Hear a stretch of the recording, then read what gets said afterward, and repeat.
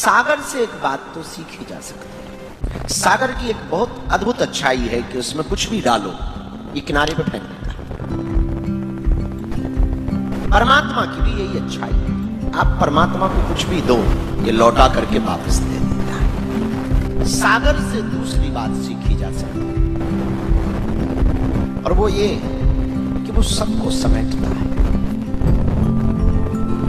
बारिश की बूंद, पानी की बूंद पृथ्वी पर कहीं भी गिरे, किसी भी पर्वत पर गिरे अथवा किसी भी पहाड़ पर गिरे, किसी भी मकान पर गिरे, झोपड़ी पर गिरे, वो नालों से मिलती हुई नदियों में आती है। और नदियों का वह जल चीरता हुआ, फाड़ता हुआ, बड़े बड़े चट्टानों से टकराता हुआ तब तक नदी बहना नहीं छोड़ती जब तक वो सागर में नहीं बहता।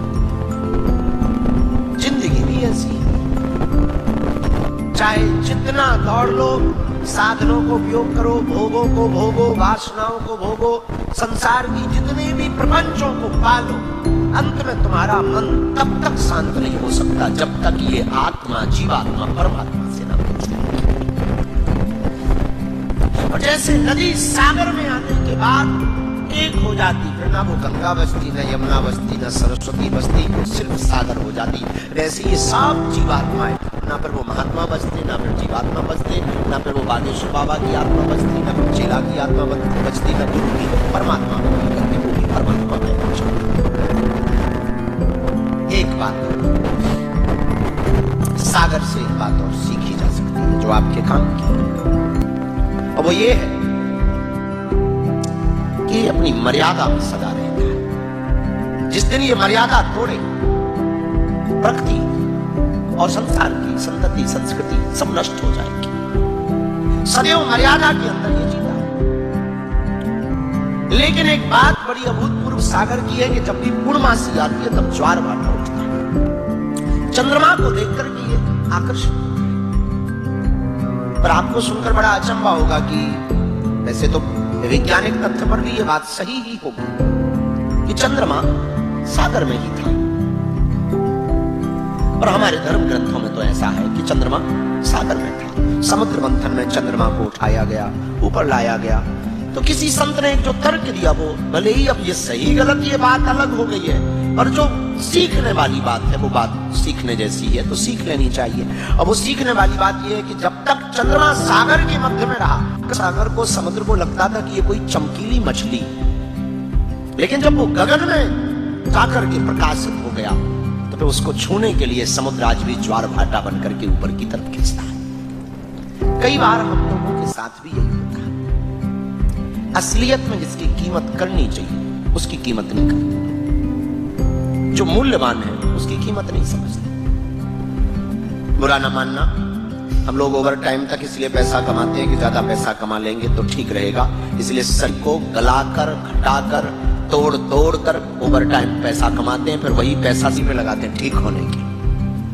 और आप कमाते ही इसीलिए कि ठीक रहें, पर शरीर को बर्बाद करके फिर वही जो पैसा कमाते हैं वही शरीर पे लगाते हैं। तो हम चाहते हैं कि आपको यदि दो चीजों की आवश्यकता है, एक सुख, एक शांति, वो दोनों को पाया जा सकता।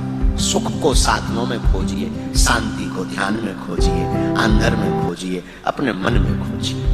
तीसरी बात, भगवान राम जी लंका जा रहे थे, तो लंका जाने के पहले 3 दिन तक स्तुति की भगवान। विनय न मानत जलद जड़ गए, 3 दिन बीत बोले राम सकोप तब भय बिन होए ना प्रीत।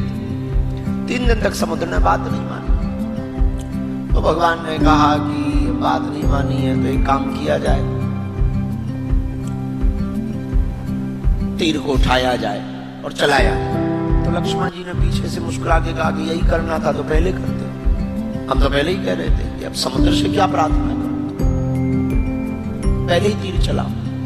भगवान ने एक बड़ा अद्भुत संकेत दिया। भगवान ने कहा कि दंड का प्रयोग तब करना चाहिए जब सभी जगह से हार जाए।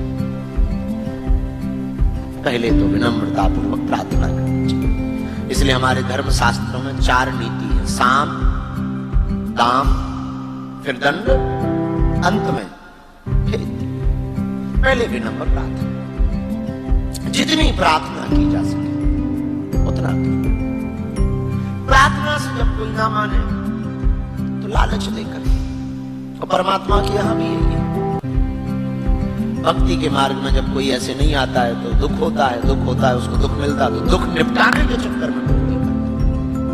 तो भगवान कहते हैं ठीक है, हम तुम्हारे दुख निपटा देंगे, पहले भक्ति करो। क्या करें? हनुमान चालीसा पढ़ो। हनुमान चालीसा पढ़ने लगते, जय हनुमान ज्ञान गुण सागर, हे हनुमान जी महाराज। और संत कहते भाई एक काम करो, तुम्हें सुमिरन सब करे, सुख में करे ना, तो जो सुख में सुमिरन कर, दुख काहे को। यदि कोई सुख में सुमिरन करे तो दुख काहे को होगा। लेकिन हम लोगों पे जब विपत्ति आती तब भगवान को पुकारते, हे भगवान हम पर दया करो, हे परमात्मा हम पर कृपा करो, हे प्रभु हम पर कृपा करो। आप लोगों में से ज्यादा लोग, हमें भरोसा है, सुख की तलाश में बैठे। क्या ये बात सही है? अरे बोलो तो, ऐसे बैठे जैसे तुम विदेशी हो हम देसी। सुख की तलाश में हो कि नहीं? कौन कौन सुख पाना चाहता हाथ उठाओ। सब